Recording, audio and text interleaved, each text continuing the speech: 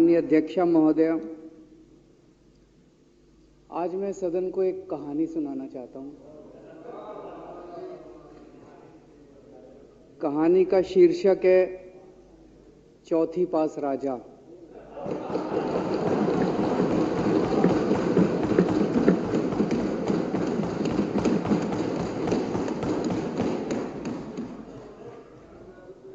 आपने बचपन में राजा रानी की बहुत कहानियां सुनी होंगी। मेरी कहानी में रानी नहीं है,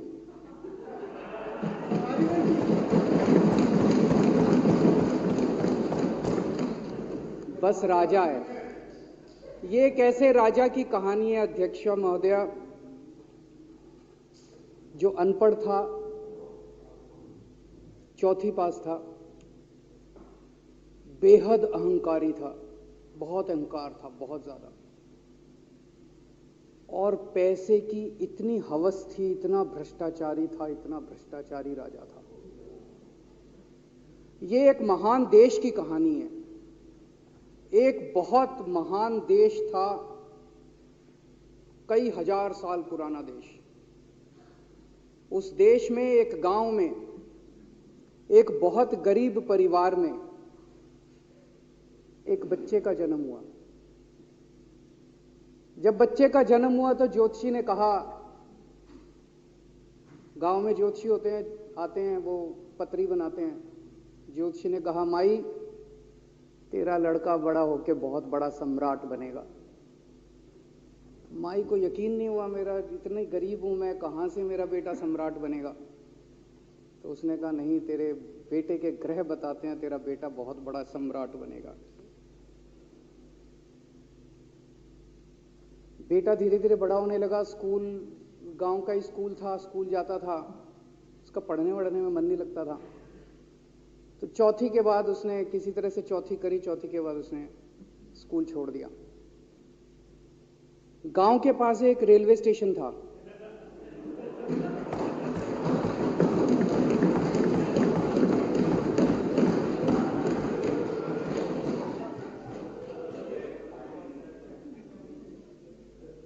तो घर का खर्चा चलाने के लिए वो लड़का वहां स्टेशन पे चाय बेचता था। लड़के को भाषण देने का बड़ा शौक था। सारे गांव के लड़कों को इकट्ठा कर लेता, आसपास के गांव के भी इकट्ठा कर लेता, सामने वो खाट डाल लेता, उस पर चढ़ जाता और भाषण देता। धीरे धीरे आसपास के गांव के लड़के भी इकट्ठे हो गए। जिस भी चीज में भाषण देता, एक बार शुरू हो जाता तो बंद ही नहीं होता। अब ज्योतिषी ने कहा था, लड़का बड़ा हुआ, बड़ा होके एक दिन उस महान देश का वो राजा बन गया। पूरे देश में उसका नाम हो गया चौथी पास राजा। लोग उसको चौथी पास राजा कहते थे। अब उसे आता जाता कुछ था नहीं, पढ़ा लिखा था नहीं।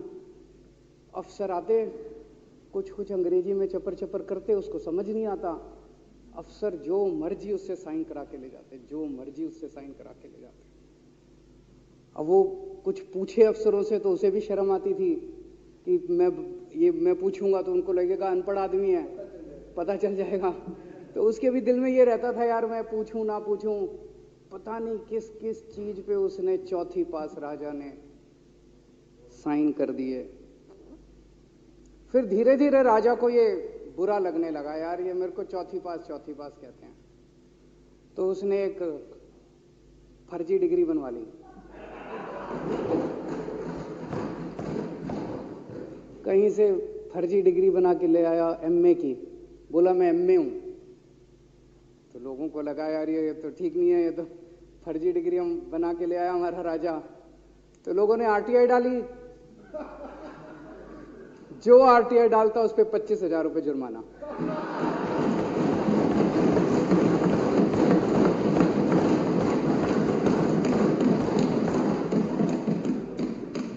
आपके नेता की बात नहीं कर रहा। आप लोग भी हंस सकते हो।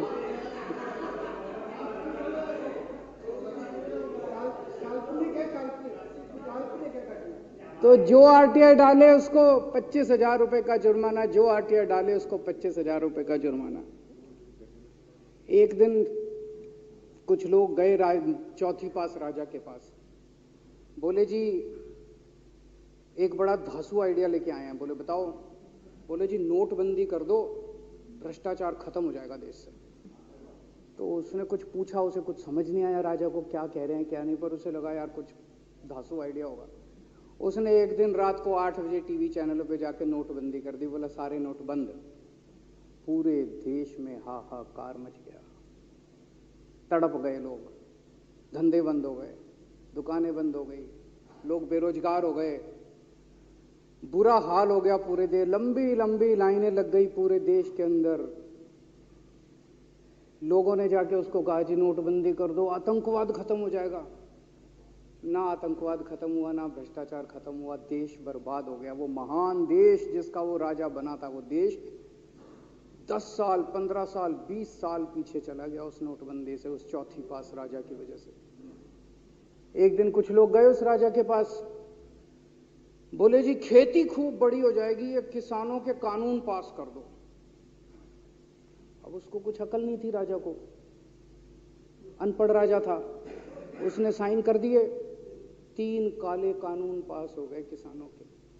पूरे देश के किसान सड़कों पे, जगह जगह मोर्चे, 750 किसानों की मौत हो गई 1 साल के अंदर। अंत में राजा को वो कानून वापस लेने पड़े। धीरे धीरे देश की समस्याएं बढ़ती गई, क्योंकि राजा ऐरे गहरे। इससे पहले एक और राजा आया था, मोहम्मद बिन तुगलक, वो भी ऐसे ही करता था। कभी उसने देश की राजधानी बदल दी, कभी बोला मैं चमड़े के सिक्के बनाऊंगा। उसी तरह से ये था अनपढ़ राजा, कुछ भी कर देता था। अब राजा को एक दिन लगा यार मैं तो राजा बन गया, पता नहीं कितने दिन रहूंगा। तो उसकी गरीबी में जो जीवन उसने जिया था, उसे लगा यार पैसे तो कमाने चाहिए। पैसे कैसे कमाऊं? पैसे कमाऊंगा तो जनता में छवि खराब होगी। तो उसने अपने एक दोस्त को बुलाया और उस दोस्त को बोला कि ऐसा करते हैं कि मैं तो राजा हूं, सारे सरकारी ठेके तेरे को दिलाऊंगा, सारी कंपनियां तेरे को दिलाऊंगा, सरकारी पैसा तेरे को दिलाऊंगा, नाम तेरा, पैसा मेरा। तेरे को पूरे उस पे 10% कमीशन तेरे को मिलेगा, सारा पैसा मेरा। दोस्त मान गया। दोस्त को क्या था, फ्री में पैसा मिल रहा था, दोस्त मान गया। उसके बाद दोनों ने मिलके जो देश को